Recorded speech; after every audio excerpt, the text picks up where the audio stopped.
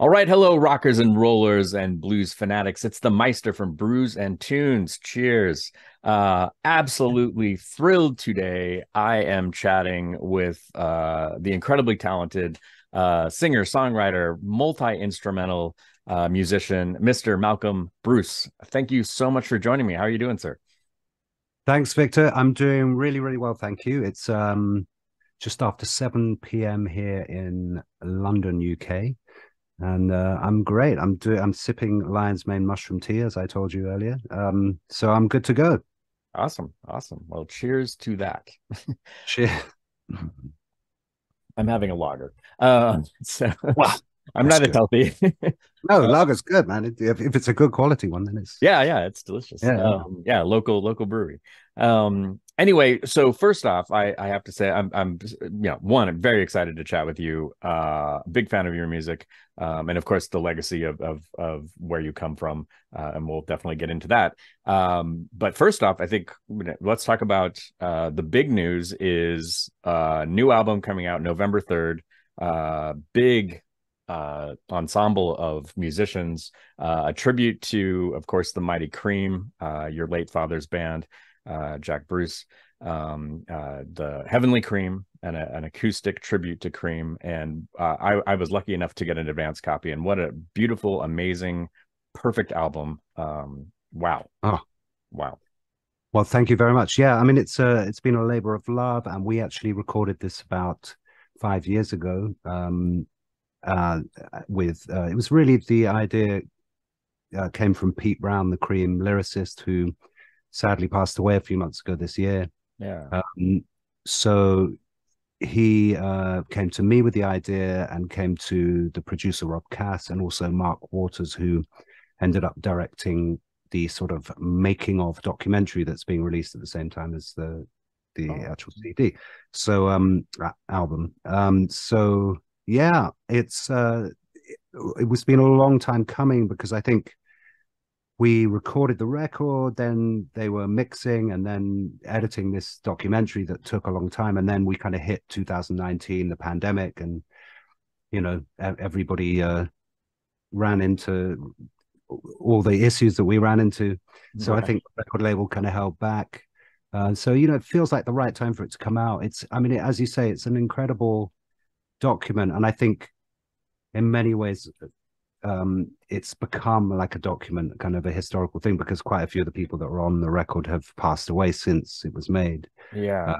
Uh, Ginger Baker, Bernie Marsden from Whitesnake is all over the record, and he just passed away. And Pee Wee Ellis, the sax player from James Brown's band, he's guesting on it as well. So yeah, and as I say, Pete Brown, the Cream lyricist. So all these guys have gone, and hopefully shining their good vibes down on everything from wherever they are. But Yeah. yeah, so yeah, it's been we're really proud of it, and we hope that people like it.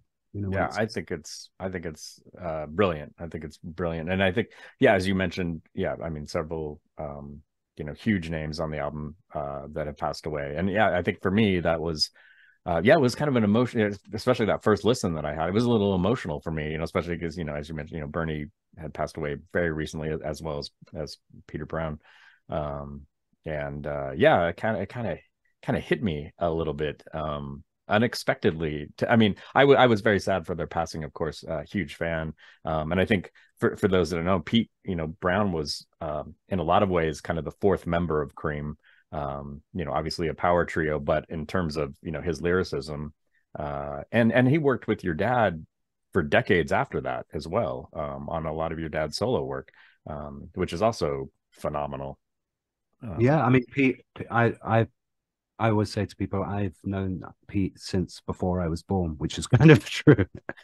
But yeah, I mean, and Pete goes way back. He's kind of, I guess you could term him one of the British beat poets. So, in the very early 60s, I think Allen Ginsberg came to the UK and they did a concert together that's documented somehow, maybe even recorded. So Pete goes right back to those sort of late 50s, 1960, 1961, and then as a poet, and then became a songwriter, a lyricist for songs, and through Cream. And then, as you say, pretty much every record that my dad made subsequent to that, Pete contributed lyrics. So, and I actually ended up writing about 25 songs with Pete myself. So Oh yeah. I kind of got the experience of how great he was as a lyricist, how intuitive and how he could and practical, pragmatic. You know, you could give him an idea, you could give him, okay, I want to write a song about this, and this is the concept, and I've got a title. And then he'd come back the next day and he'd have written this wonderful lyric, and it just kind of got inside your head, just got inside the idea and discovered how to say it better than I could say it. So he had that gift, and it was a very practical gift, which is always interesting to see. I mean, I write my own songs, and a lot of the time I write my own lyrics, but sometimes it can be a really arduous, you know, you have to figure it out, and you do drafts, and you know, music is easy for me, but words is a little more tricky. And then kind of how do you fit those two different strands of creativity together? And Yeah. so he always had this pragmatic approach, you know, very sort of workmanlike approach. And anyway, so yes, a great man, and sadly gone. But you know, that's this whole life death thing is a strange concept. It's a strange thing, isn't it? When we lose people, when people pass on, they're still here. You know, their energy is still here, whether it's through however we experience that is very subjective. But I, in a strange sort of way, I still feel Pete around. You know, I guess even just through the music. Yeah. His presence is very much here. So. Yeah, and I think with this album, I think I mean, it's such a great tribute to the to the musicianship and the writing, you know, with Pete and of course Eric Clapton and Ginger Baker and your father Jack Bruce. Yeah, I think it's a wonderful tribute, and as you said, I think the music, definitely keeps that alive. The memory of those people. I mean, Eric's still alive, of course, but even the band's long gone, so it's nice that, well, it's almost 60 years, isn't it? I mean, that's the thing, which is insane to think that, especially it's for me, and I would imagine I don't want to put words in your mouth. I would imagine you have probably a similar feel to this. It's such relevant music even now. 60 years later, it still sounds fresh. I mean, if I didn't know who Cream was, I mean, I think everybody knows who Cream was, but if I'd never heard Cream and somebody put the album on, say put on Fresh Cream or Disraeli Gears, I would think it was new music, in a lot of ways. I think it's, I think great writing stands the test of time. I mean, also things do the time does march forward, and culture shifts and changes. So, I think, yes, a lot of people do know who Cream is, but, there's also probably a lot of 16-year-olds who would say, who, Eric, who, because it's just, but if you talk to them about Taylor Swift, they'll definitely know who that is. Right. So, I mean, it's an interesting one, but I think in terms of the quality of that music and the quality of the musicianship, it's sort of unsurpassed in many ways, like a lot of that great music. But I think Cream, I mean, obviously it's very subjective for me, and I'm biased because I kind of grew up, I wasn't born when it was when they were around, but I grew up listening to my dad and being influenced by him, and so I see the depth and the importance of that music, the validity of it. It's not just transitory to me. It's something that's, they captured something that's sort of immortal. All great music, it transcends its time. And I think in so many ways Cream achieved something that hasn't really been matched in certain ways, and in such a short period of time. That's what's incredible. Similar to like Jimi Hendrix, it was such a short-lived music experiment, and I know there was some tension within the band, and that's probably why they broke up, but and maybe that's another part of why it's so endearing, is because it was such a short-lived, but it was so impactful, with a lot of musicians. Myself personally, I remember I was when I discovered Cream, I probably heard Cream on the radio when I was younger and just didn't really know what it was. You know, like Sunshine of Your Love, of course, is kind of a very ubiquitous song. I mean, you know, you hear it all the time on, you know, rock radio and to this day. But I think when I really discovered the band for myself, I was probably 12 or 13, and our local library had a very large vinyl selection that you could check out. And I remember it was I don't think it was a bootleg, but it was some Portuguese record company, you know, and Okay. had this crazy photograph on the front, you know, and of the band, and they're all wearing these psychedelic clothes, and it kind of caught my eye, and I'm like, what is this? And so I took it home, and it just blew my mind. I mean, completely, you know, and at the time I was listening to, you know, like, not to put any musicians down, I was listening to Duran Duran and, you know, pop music, Yeah. and Well, this, Duran are cool in their own way for sure, but yeah, it's yeah, a I love that stuff. Yeah. But I mean, different. it just Cream just total. I mean, it was so heavy and intense and powerful. And I'd even say, you know, as a metalhead, you know, it's proto metal in a lot of ways. For me, I mean, I think it drove a lot of metal bands and still does to this day. But it just, yeah, it was mind opening for me, you know, and especially, you know, the lyricism and the rhythm section, I think is what, you know, Eric Clapton's a great guitar player, but for me, it was really always that heaviness, that heavy those heavy bass lines and the lyrics and your dad's incredible voice. Yeah, Mm. just, yeah, kind of blew my mind. And I think, again, to kind of circle back to the Heavenly Cream, I think you and the other musicians have done a great tribute, you know, great job. And it, you know, it's a testament to the legacy of that music. You know, Yeah, I mean, we definitely didn't want to just mimic what they had done already, you know. So I think the acoustic approach was a good call, you know, because it yeah, just gave us the freedom to, you know, do different kinds of versions of the material. And yeah, yeah, again, that's a good test of great songs if you can arrange them in a way that's perhaps not expected or whatever. yeah. Um, so it was nice, you know, it gave us a kind of opportunity to, I mean, there's string arrangements and horn arrangements and, you know, a slightly different take on things.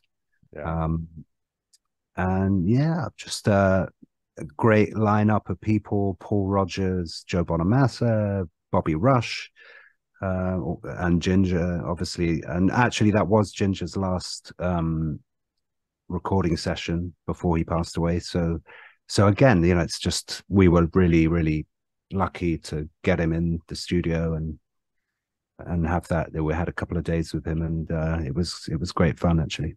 Nice. Yeah, yeah. Wonderful stuff. You know, you mentioned, you know, Joe Bonamassa and yeah, Bobby Rush, and you know, Maggie Bell sings on it, and Yeah, Deborah Bonham, who's incredible on, I mean, Badge. Whew, man, that's smoking. She just nails yeah, it. I thought that was wonderful.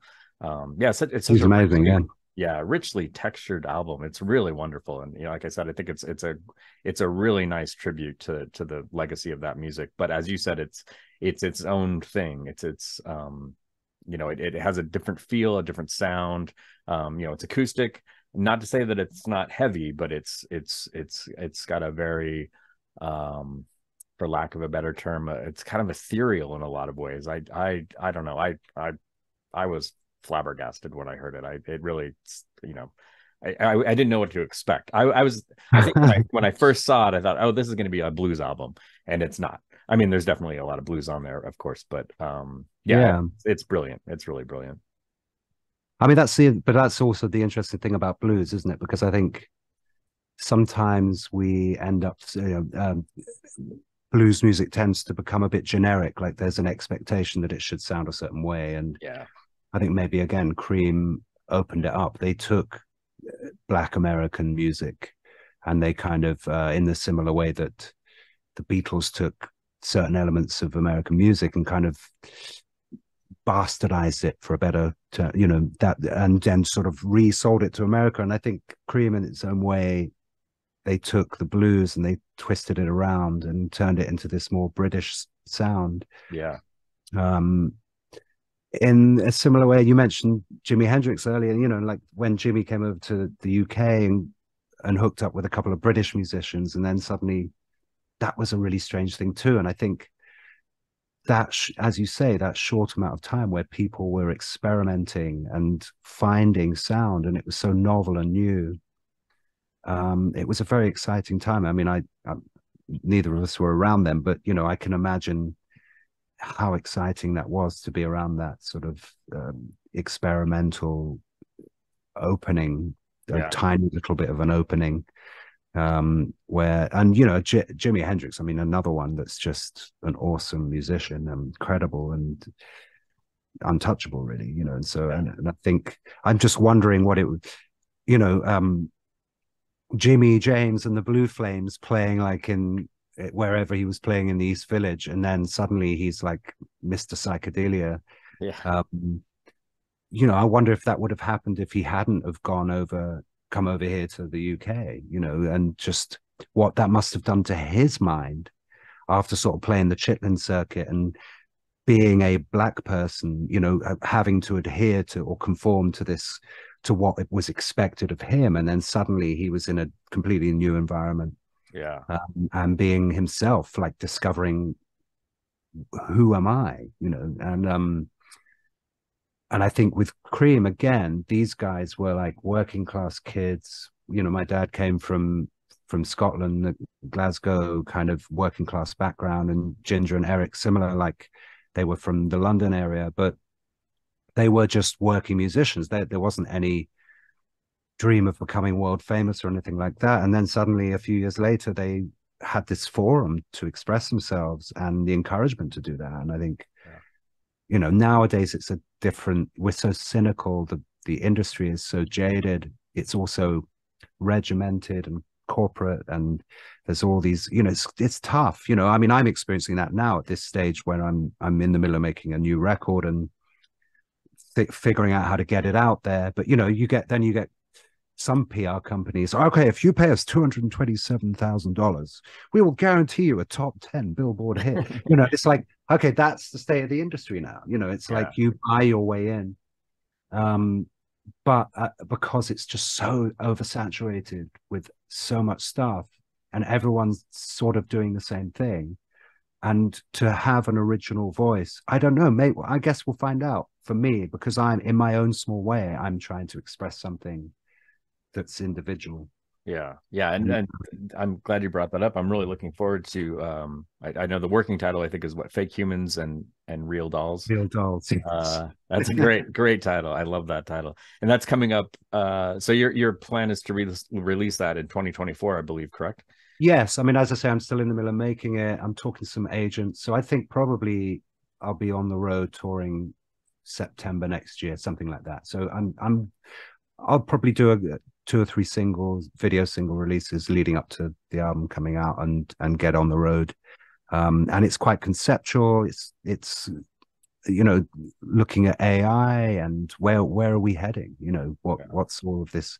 I'm not making the music using AI, or I'm trying not to use too much of that. You know, I'm trying to make it real music, but in terms of, you know, lyrics and approach, I'm just thinking about all of these things. I think we all are. I think creative people are. You know, when you go on Facebook or something and the advert comes up for $29.99 a month,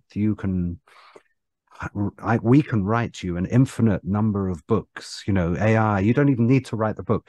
AI will write you the book. It will market it for you. And you just sort of put in I'd like the book to say this or whatever. And that's, you know, is that a good idea? I don't know. You know, it's just, and we're just at the inception of this conceptually. Like, where do we go? What's the next stage of that? You know, maybe we have AI transhuman, you know, we actually kind of build technology and artificial intelligence into humans, and maybe we don't have humans so much anymore. Maybe we have some kind of hybridized thing moving into the future. It's very strange, you know, to think a plot of a dystopian science. Yeah. No, I mean, horrifying. But I mean, we're all in a sense, we're already doing that with our phones or whatever. I mean, it's incredible to think, like, when I was a kid, we didn't have a smartphone, you know. Now we've got this computer that we sit there and we can just we can scroll, we can look at anything, we can find out any information. We don't have to go to a library and read a book or research. It's just there straight away, you know, and it's there, accessible. So I guess the next stage, you know, you can put the goggles on, you can put the headphones on, you could just be in a virtual reality, which is fascinating. So I guess we're going to see where it goes, you know. Yeah. Yeah. So so the play on the title, Fake Humans, Real Dolls, it's an umbrella title that can cover a lot of ground. It can cover politics, social forces, AI, narcissism, you name it. It's all in there. So we'll see. As I say, I'm still in the middle of doing it. So I'm writing. I've got about 15 songs recorded, but I'm writing more stuff. So I've got plenty to choose from. Nice. Yeah, I'm very excited for the release. You know, I thought your 2017 album Salvation was fantastic. You know, oh well, thank you. Album.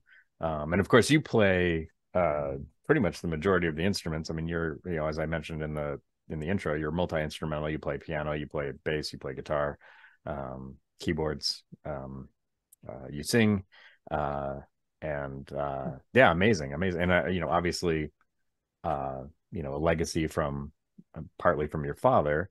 I was wondering, there's probably a lot of comparisons made, especially in the media, with you and your father.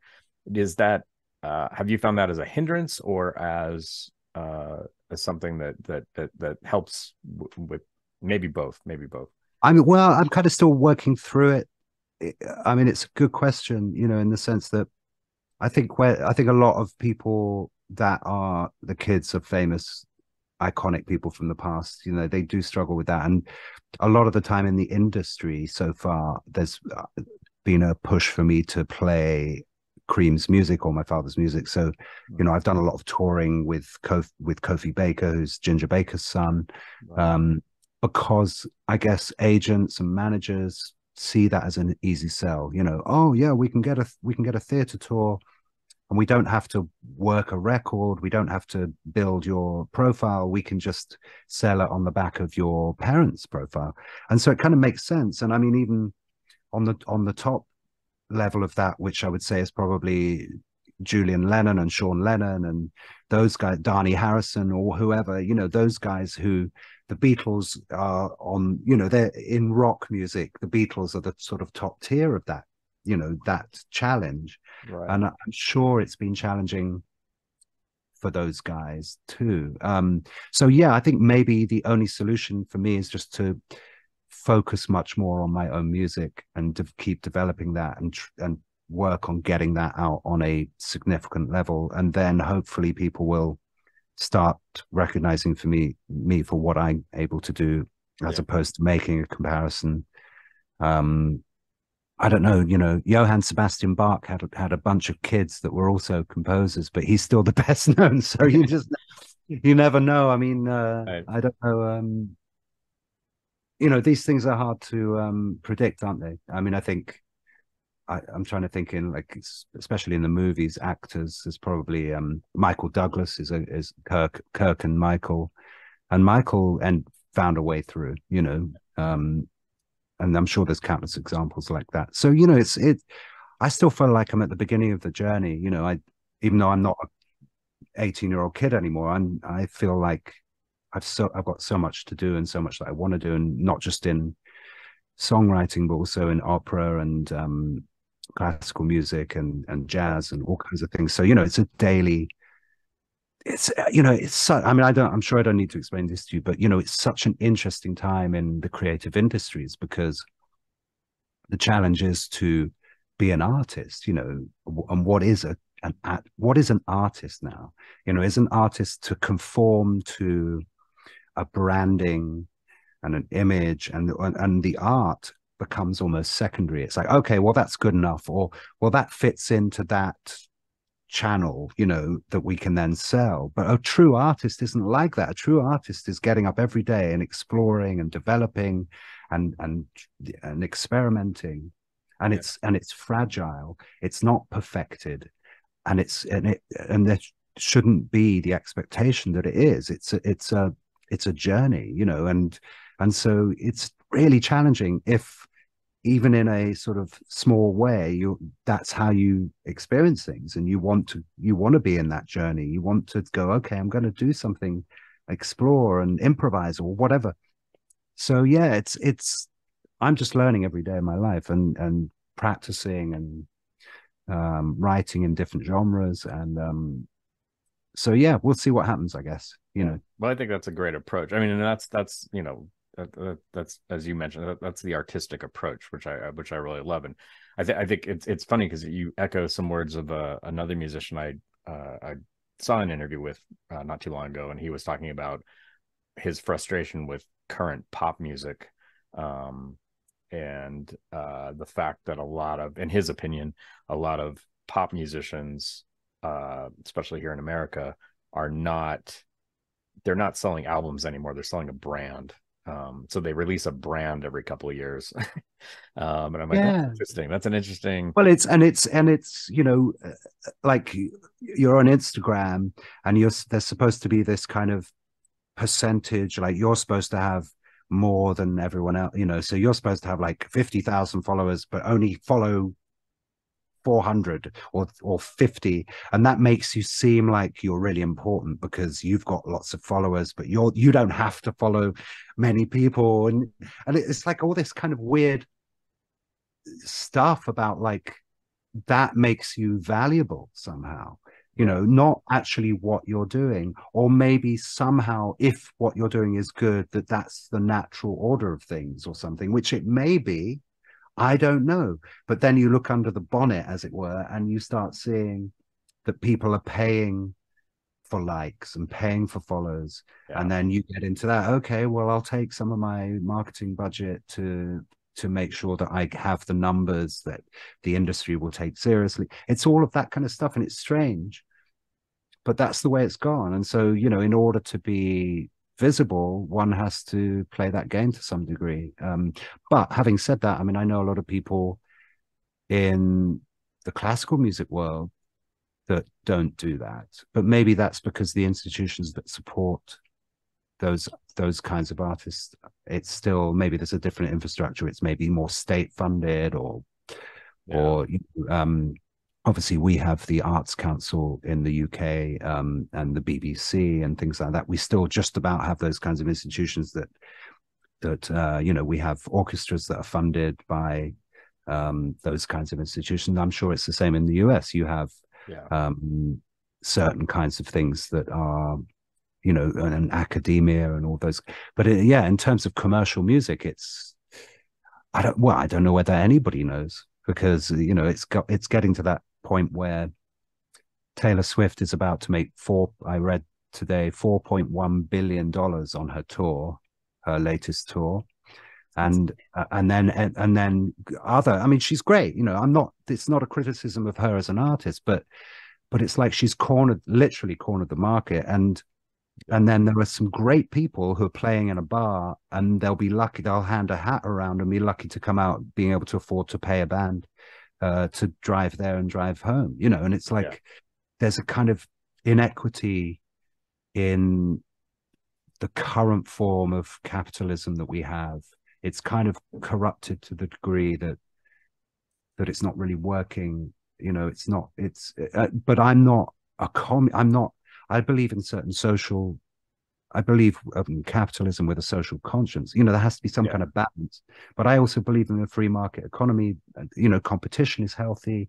All of those things are healthy. But it seems to be just all on one side at the moment. And so you've got huge amounts of people that literally can't make a living, and they in the creative industries, you know. So I don't know. I guess I'm venting a little bit, but I think. No, I completely agree with you. You know, these things are challenging, and I think we do need to talk about them, you know, somehow. Yeah, I've always found that frustrating. Yeah, when you got to, like, go to a local pub and go to a local bar, go to a club and see a band play, and, you know, there might be 100 people there, and it's, you know, this incredible performance. And they're lucky if they made, you know, $500 that night. Whereas, like you said, somebody like Taylor Swift is pulling in billions of dollars. It's, you know, Yeah, again, no, nothing against her, and that's the market, I guess, but it's just, yeah, it's insane to think. And I think a lot of people are missing out on especially because I love live music, and you know, especially in a small venue where, you know, there's no backing tracks, there's actually a band playing, um you know, yeah. it's you know, true musicians playing up on a stage is always great to see. Well, it's not an us and them thing. I mean, it's I think that experience of being with real music performed by real people, um, it's a shared experience. You know, Yeah, it's in a sense, it's a spiritual experience. It raises the vibration in that environment, and it's a huge teaching situation. You know, it's lessons are learned, whether they're um, you know, whether they're sort of rational, intellectual lessons or conceptual, or more just, I can feel like this. That phrase made me feel like this. Oh wow, that dynamic made me, you know, that color and that color in that music, or that sense of a new way of feeling or a new way of seeing something, you know. And I think that those things are hugely important for growth on a spiritual level. I use that word spiritual, but you know, it's just in terms of a sense of possibility. And you know, the danger with everything becoming more and more generic is that it makes everybody else think generically, yeah, you know, rather than go, wow, I feel really expansive and I think I can do anything I want, and I'm going to be more loving, and I'm going to be more this, and I'm going to do this, and I'm going to give more to the people that I care about, or I'm rather than this kind of just boxing everything in and rigidifying everything. And so, yeah, I mean, I it's really important. And as you say, like if we lose the ability to have that experience, and it's all just one artist with one agenda, and it's become a sort of corporate machine, then it sort of becomes predictable, you know, and human behavior can become predictable, and that's a little bit dangerous. Uh, you know, it's been, you know, been used like military marches to get everybody to do the same thing or whatever. So, you right, yeah, yeah, yeah, know.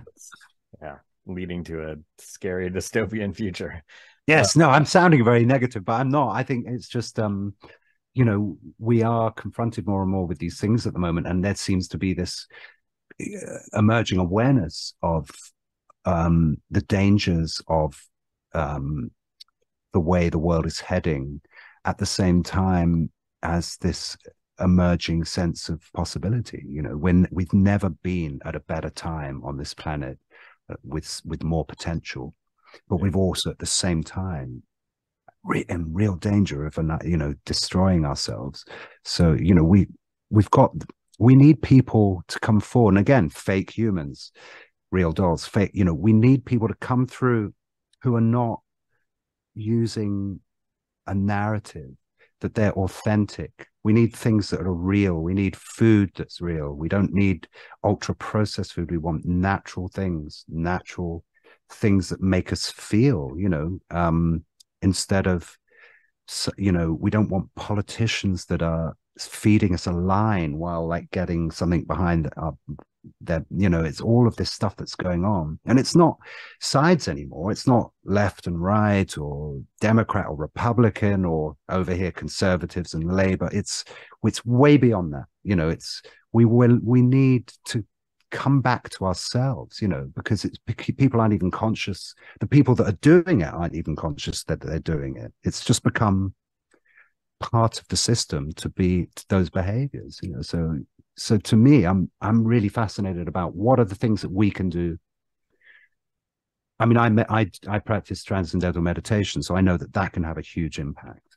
mm, But there are lots of traditions, whether it's Christianity or whatever, there are lots of traditions that can break through that and give us a sense of authenticity. yeah, So there are spiritual practices, but even just on a more like just a normal level, like choices we make from moment to moment, you know, like are we gonna, you know, put up with this kind of stuff, or are we going to actually go, okay, so am I buying into these things? Am I sort of perpetuating some of this stuff? And could I maybe, you know, do something that might actually be good rather than just feeding into the status quo? So yeah, I think we're right at this crossroads. We're at the crossroads. That, that was a good. That was great. They tied in cream there. That was really good. Yeah. But no, yeah, I'm, as I mentioned before, I'm really excited to hear that, especially now after talking to you, just now with what your ideas, what you were saying. Yeah, I'm very excited to hear the new album and that voice and I'm really interested to see what that narrative is that you're working on with this album. Yeah, very excited. And I know you mentioned you have some shows. I think you called it on your website. I think you called it a mini showcase coming up in 2024. Yeah, I'm just going to do like 4 or 5 shows in January. Just little kind of showcase type. That's in the UK. Yeah, I'm doing 4 just in what we call it the Southeast. So it's like London area, one in Oxford. People have probably heard of Oxford. One the other side of London, and then a couple in London. And just like, 200 capacity venues, small little kind of venues where people can come in and really get a taste of what it will be, and we'll film it and just to use it as promo. And it's just really to start kind of working the music that I've been working on, that I've been developing, and see what's there, and see how it's going to hold itself together. It's quite a nice little experiment to do that, I think, ahead of putting a proper tour together, because the tour will be the way I'm sensing it. It's going to be quite sort of theatrical, with projections and all kinds of stuff. I mean, if I can afford it, I'll have a hologram AI creatures running across the stage or something, but I don't. We'll see. There's just so much great technology. Yeah, like there's this ABBA show that's incredible that they produced recently, and then there was actually a hologram tour with what's his name, the heavy metal singer, Ronnie James Dio. Yeah, which was unbelievably incredible. I mean, it was like he was on stage. Yeah, so wild. Yeah, it's insane. I mean, so if I'm kind of exploring AI and things like that, it would be interesting to see if I could integrate some of those things into a show. So anyway, we'll see. Early days. Yeah, that'd be really interesting. That'd be fascinating. To switch gears a little bit and go back in time, go back in the Wayback Machine. I was curious about your start in music. I mean, obviously came from a musical family, your father, but I was curious for you, when did you get the bug? When did you decide I want to do this? What was the impetus there? I mean, what kind of started you down that path? Well, I mean, I think from when I was born, music was around, and I had classical piano lessons when I was around 5, 6 years old for a short period of time, but I don't think I stuck at it. And then when I was 8 or 9, I kind of started again. So I played classical piano and repertoire, and I'm still doing that on a daily basis. I'm playing Bach, Chopin, Debussy, Ravel, all of that kind of stuff, which I think is really, really important, because again, suddenly you're spanning back even further, hundreds of years, to a much broader spectrum of perspective on what music is. And and then if you look at jazz, we think of jazz as kind of coming from the blues and having the blues in it, which of course it does, but it's also French impressionists, the music of Ravel and Debussy, you hear that in jazz, and you hear that amalgamated with spirituals and the blues, and it all becomes this thing. It's a hybridized concept. So I think having that understanding is really useful up to a point. And also the technique of classical music is really beneficial as a rock musician or a songwriter or whatever. It's just great to have all of that. So from a very early age, I was fortunate to have an awareness of that. So I reckon about at the age of 8 or 9, I started thinking, yeah, I'm going to be a musician when I grow up. But I guess that was inevitable just because that was what my dad did. And if he'd been a plumber or I don't know, a lawyer, I guess he'd have had stacks of law books, and I would have gone, oh yes, this is very interesting. The party of the third party, you know. So I, you know, I was in a house that had 3 pianos, bass guitars lying around, you know, bits of recording equipment, amplifiers, and so I just was around it. And then he was always playing music, and he would have musician friends and collaborators around as well. So you know, I don't remember, but Tony Williams stayed with us, and Larry Coryell, and all kinds of people were in and out of our house when I was very young. Wow. Alan Holdsworth, I do remember him cycling like 100 miles. He would, because Alan was like a cyclist fanatic type person, so he would cycle from the south part of London all the way up to where we lived, about 100 miles away, and come and collaborate with my dad. And wow. Me and my friend at the time, I remember we actually were checking out his road bike that was really, really lightweight, and we were about 7 or 8 or something.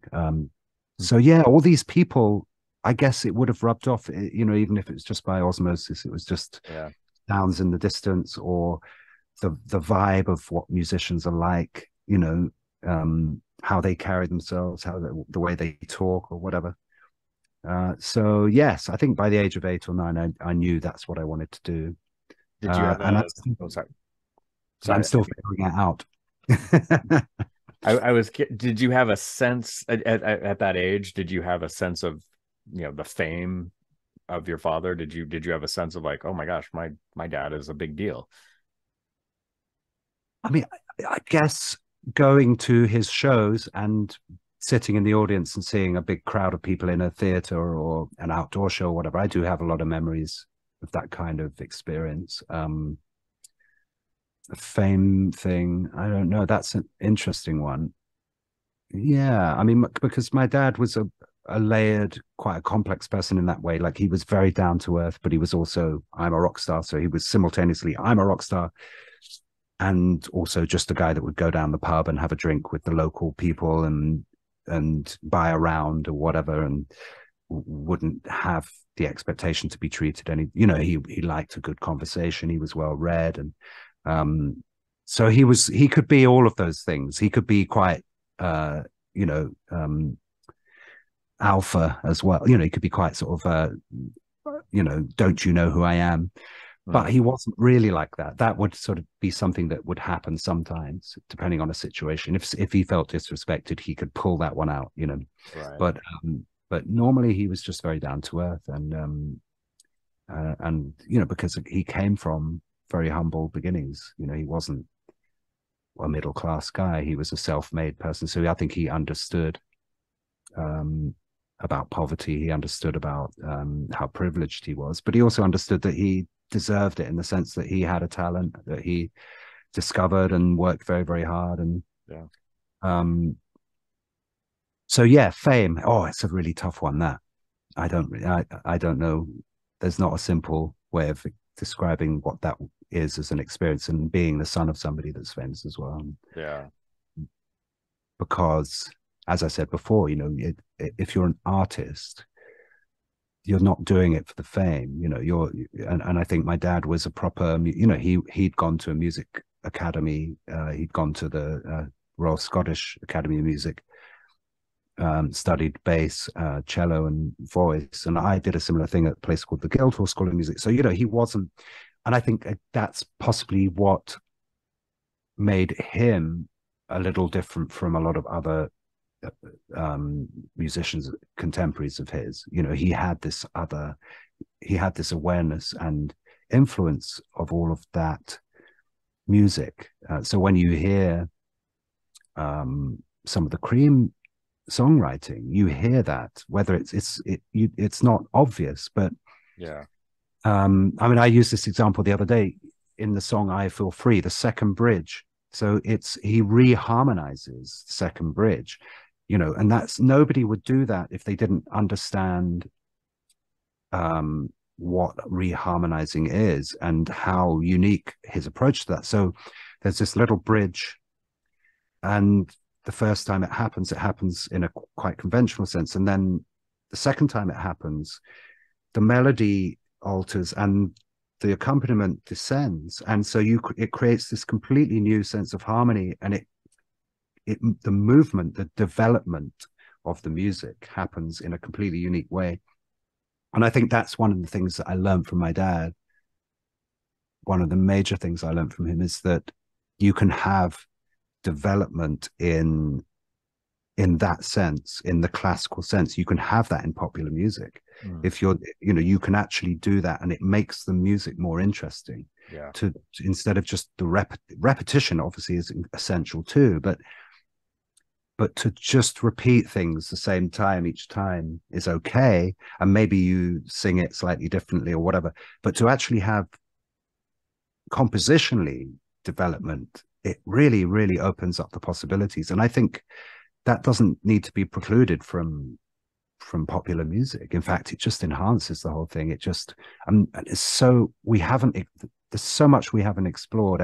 People sometimes say, oh, everything's been done, it's all been done. But I actually think none of it's been done yet. Yeah. It's just so many things that could be explored. And I think maybe it's the nature of the industry. Maybe we should possibly blame radio's influence and radio's influence in the inception of the commercial industries, that okay, it's got to fit into this. It was, what was it, like 2 minutes, I guess. Originally it was maybe a minute. A song would be a minute and a half, or 2 minutes, or two and a half minutes. It was like a very small little thing that you had to hit. You had to pique people's interest very, very quickly. And so there became a sort of conformity somehow to a format.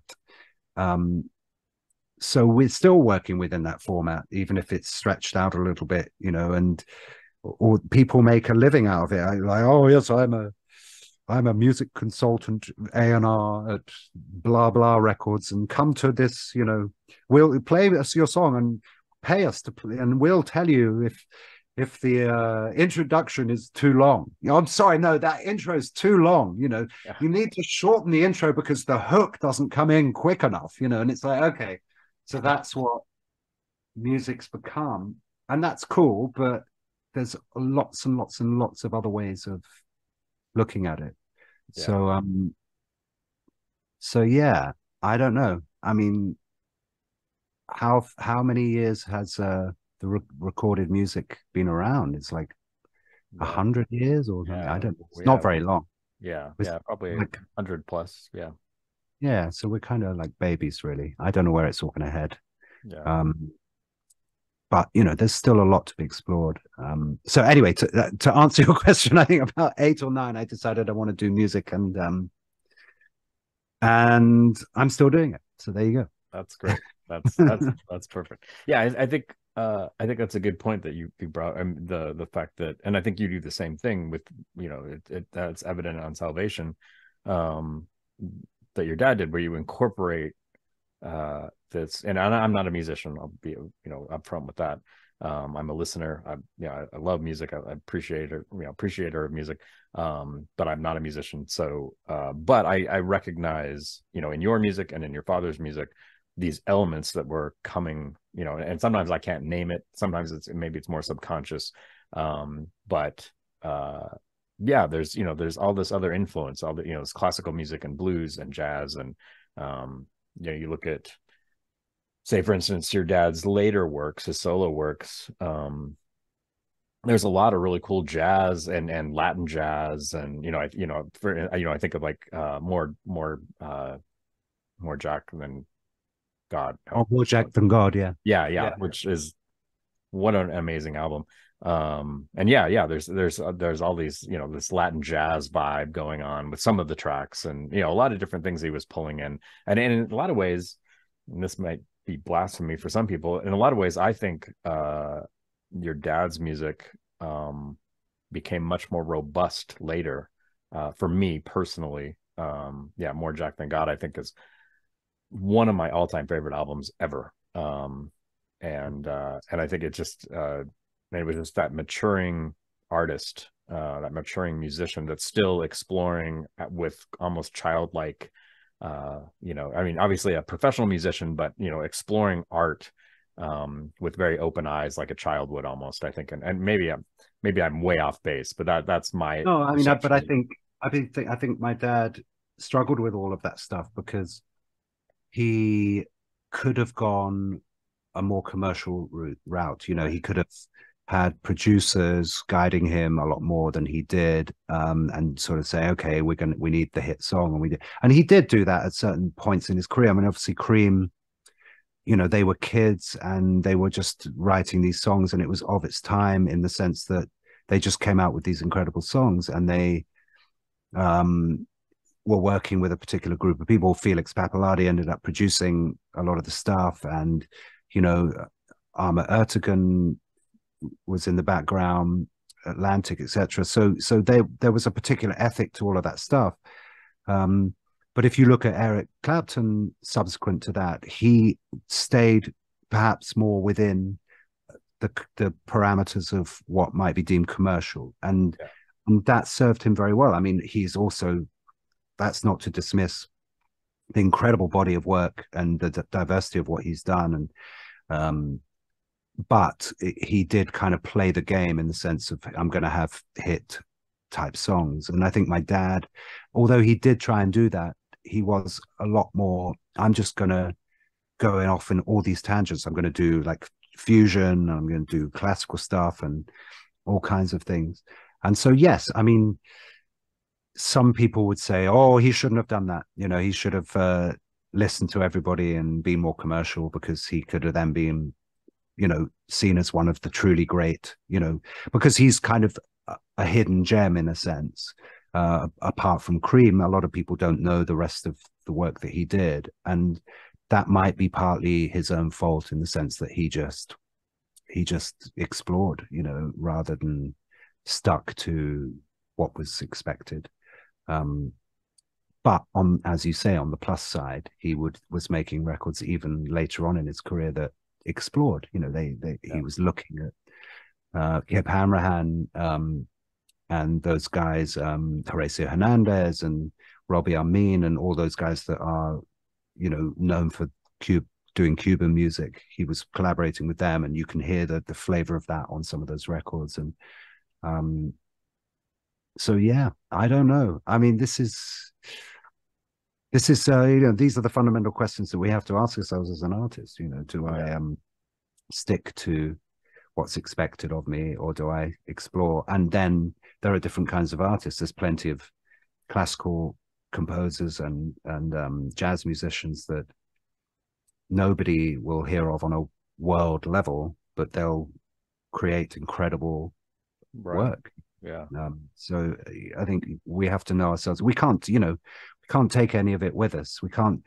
The 4.1 billion, I don't think you can take that with you. Yeah. So it's like, but I mean, if you find yourself making 4.1 billion on a tour, then Miss Swift, good luck to you. But it's just like, I don't know. Well, I mean, I sense that she's a really nice person, so I'm sure she'll do good things with it, and it won't just be about like amassing a fortune. That she'll be doing good things, but for the majority of people, it's not really about that. It's just about making a living and then doing what you really love and exploring that.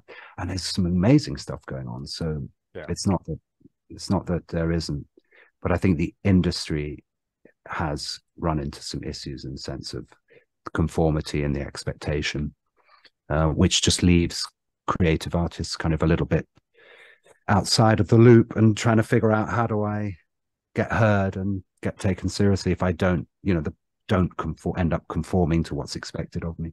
Yeah, and as you said, there's just earlier in the interview, there's so much out there now. I mean, the market is oversaturated in a lot of ways, and also just trying to find.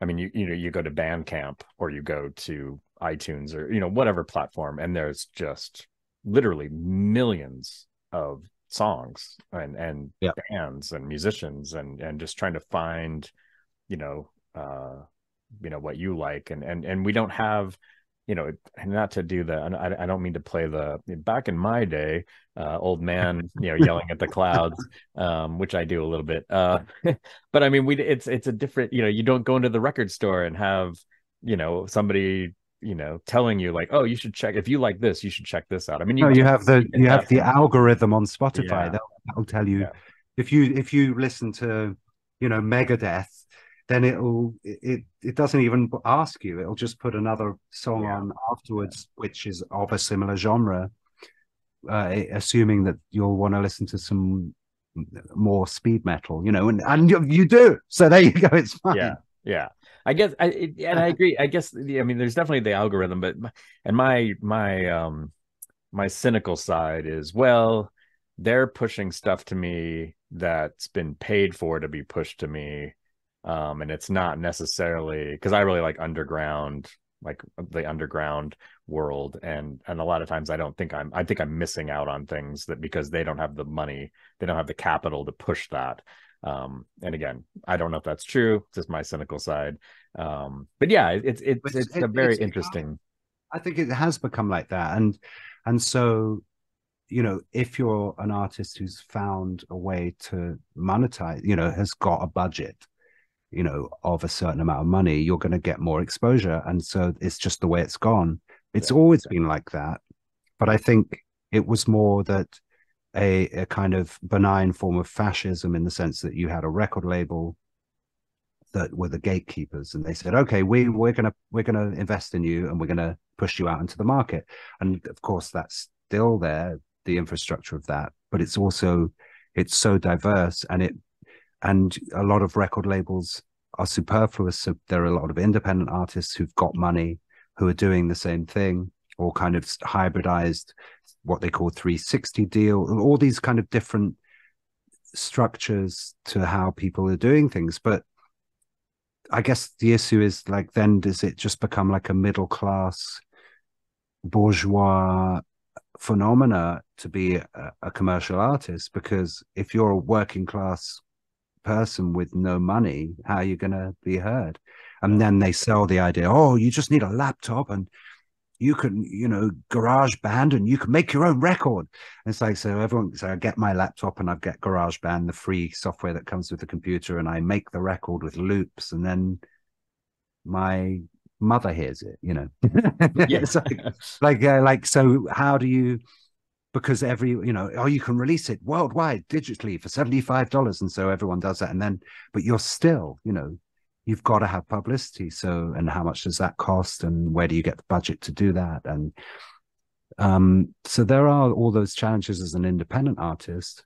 And then but if you're not an independent artist and you're signed to a label, then those labels come with an agenda. They say, okay, that's too outside. You've got to find somebody that's signing acts that are underground, that are, you call it underground in the sense of something that's unique and different and experimental, but still commercial, still something that if everyone heard, they might love. yeah, Rather than it being, oh God, it's just the same predictable because a label doesn't want to take a risk. yeah, They go, okay, well, that sounds like this person, and they sold all of these records, so let's do that, because then we can sell it to the same demographic and blah blah blah. So it's a tricky time. Whereas I think maybe look back into the 80s or even the 90s, and every single band had their own sound. You mentioned Duran Duran. At that time, is Duran Duran. It was I don't know, Orchestral Maneuvers in the Dark, all of those, especially that kind of British pop music that was emerging at that point. It was such a strong scene. Culture Club, and I mean, again, George, what an amazing songwriter. yeah, Whether you like that kind of music or not, those songs are incredible. Like, what a brilliant songwriter. So yeah, do we have that anymore? Do we have music where each artist is distinctive? right, I'm not so sure we do. It's rare that I hear a truly distinctive artist. I hear great artists who are fitting into what's expected. You know, the harmonic progressions, the chord changes, the melodies, the melodic inflection, sound of voices. It's rare that you hear something that's like, wow, yeah, that's Boy George, or wow, that's this guy, or that's, you know, Jeff Buckley was good, right? Yeah, great musician. But that was, yeah, I don't know. I don't want to be too cynical, because I think there's great artists out there, but we do live in a different time where I hear less distinctive artists, and I think that economics has a lot to do with that, I would imagine. Yeah, I agree with you. I think that's a really good point. Well, Malcolm, this has been an absolute pleasure chatting with you, and an honor, really. This has been great. Oh. For those of you watching, please look at the links below. Check out Malcolm's music. I've got links to his Bandcamp page, as well as to his website and his Facebook page. You'll definitely want to check that out. Check out Salvation, came out in 2017. Fantastic album. Upcoming album, I got to read it again. Fake Humans and Real Dolls. And Real Dolls, 2024. And then, of course, the Heavenly Cream, an acoustic tribute to Cream, comes out November 3rd through, I think it's Quarto Valley Records, I believe. Quarto Valley Records, yep. Great little boutique record label in Los Angeles. In fact, they got the Grammy with Edgar Winter at the beginning of this year, so they're doing some good business. Oh, nice. So yeah, they're really behind this record, and we're excited it's coming out. So yeah, it would be great if people check it out. Yeah. If you're a Cream fan, you definitely want to get it. If you're a blues fan, you definitely want. If you're just a fan of amazing musicianship, you want to get this album. It's beautiful. It's fantastic. I've been really enjoying it a lot since I got my hands on a promo copy, so I'm really digging it. So yeah, definitely check that out. Again, Malcolm, thank you so very much. Thank you, Victor. Yeah, really appreciate the chat, and yeah, let's chat again when my record's out. Definitely, I would love that. That would be great. Thank you.